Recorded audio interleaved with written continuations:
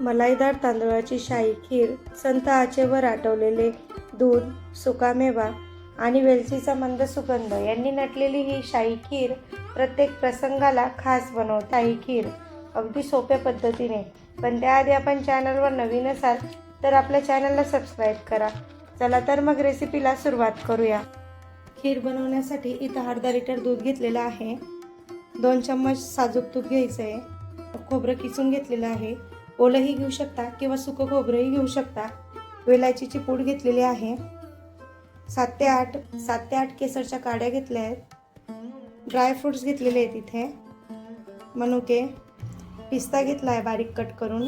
काजू घ्यायचे आहेत बारीक कट करून आणि बदाम घ्यायचे आहेत. साखर घेतलेली आहे 1 वाटीभर आणि 3 ते 4 चम्मच तांदूळ भिजत घातला होता 1 तासापूर्वी. पाणी चांगलं निथळून घेतलं आणि असा तांदूळ कोरडा करून घेतलेला आहे. तांदूळ कुठलाही असला तरी चालतो, पण तो भिजत ठेवायचा 1 तास अगोदर. आता सुरुवातीला हे साहित्य पाहिलं. साखर हे तुम्ही तुमच्या आवडीनुसार टाकू शकता, तुम्हाला कितपत गोड पाहिजे त्यानुसार. आता सर्वात आधी मिक्सरच्या भांड्याला तांदूळ काढून घेऊया. मिक्सरच्या भांड्यात तांदूळ बारीक करून घ्यायचा आहे. हे जे अर्धा लिटर दूध घेतलं होतं हे चांगलं गरम करून घेऊया. मी साळीसकट दूध घेतलेलं आहे. दूध तापवायला ठेवलेलं आहे. हे बघू शकता, भिजवलेले तांदूळ रव्यासारखे दळून घेतले मिक्सरला. हे पहा, दूधही आता गरम झालेलं आहे. कढई गॅसवर ठेवूया. त्यामध्ये 2 चम्मच तूप घालायचं. आता तूप गरम झाल्यावर यामध्ये रव्यासारखा दळून घेतलेला तांदूळ टाकायचा. काही वेळेला खीर बनवताना आपण डायरेक्टली दुधामध्ये तांदूळ रव्यासारखा बारीक केलेला टाकतो, पण यामुळे काय होतं, तांदूळाचा कच्चापणा हा तसाच राहतो. या पद्धतीने बनवलं ना, तांदूळाची खीर ही बासुंदीसारखी लागते, खूपच टेस्टी लागते. फ्राय करून घ्यायचा, त्याचा कच्चापणा निघून जातो. गॅस कमीच ठेवून 2 ते 3 मिनटं असंच परतून घ्यायचं तूप टाकून. आता यामध्ये टाकूया खोबरंही तसंच 2 मिनटं परतून घ्यायचं. तुम्ही खोबरं हे ओलं नारळ सुद्धा यामध्ये टाकू शकता, सुकं खोबरंही यामध्ये टाकू शकता. कमी गॅसवरच याला परतवायचं आहे. गॅस कमीच ठेवायचा. आता यामध्ये आपण जे दूध तापवून घेतलं होतं ते टाकून घ्यायचं. हे पाहू शकता.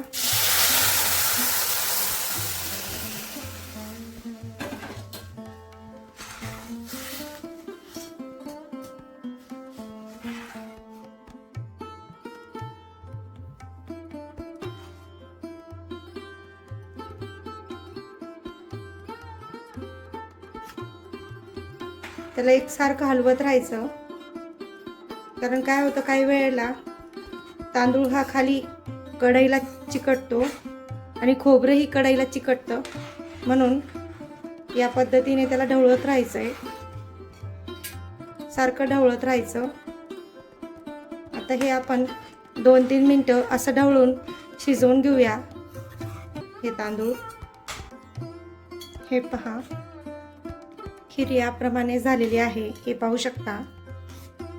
म्हणजेच तांदूळ हा पूर्णपणे शिजला गेलेला आहे. बघूया या पद्धतीने. आता यामध्ये काय करायचं, तांदूळ हे पूर्णपणे शिजलेले आहे. आता आपण यामध्ये साखर टाकूया. साखर आधीच टाकायची नाही, त्यामुळे काय होतं, खीर ही चिकट होते. या पद्धतीने बनवली ना, खीर ही खूपच छान लागते चवीला. आता यामध्ये ड्रायफ्रूट्स आपण टाकून घेऊया. काजू टाकूया. थोडे काढून ठेवू आपण वरून सजवण्यासाठी. बदाम टाकूया. पिस्ता टाकूया. मनुके टाकूया. मनुके संपूर्ण टाकू, कारण मनुके छान शिजतात आणि त्यांची चव खूपच छान लागते नंतर शिजल्यानंतर. त्यामुळे मनुके पूर्ण टाकून देऊया. हे पाहू शकता किती छान टेक्स्चर या खीरला आलेलं आहे. 2 मिनिटं आता आपण तिला असंच ढवळत राहू, तर आपण जी साखर टाकलेली आहे ती पूर्णपणे विरघळेल. यामध्ये टाकूया केसर. हे पहा, त्यामुळे छान कलर येईल, येल्लोइश कलर येईल.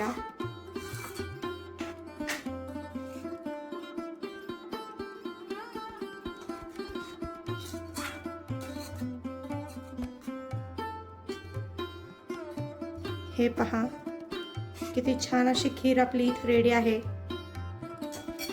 आता वरून टाकूया वेलची पूड आणि ही पण सगळी मिक्स करून घेऊया.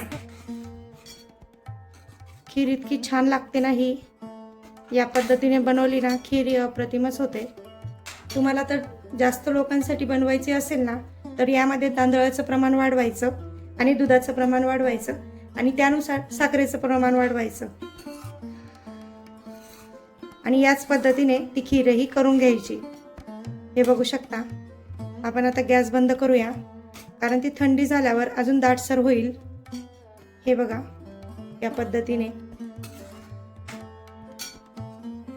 हे पहा, किती छान अशी खीर ही झालेली आहे, पाहू शकता.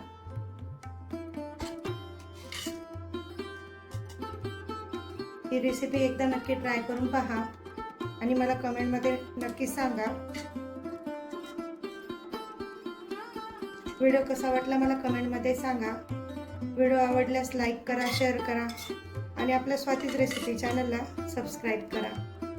पुन्हा भेटूया अशाच नवनवीन रेसिपीसह. धन्यवाद.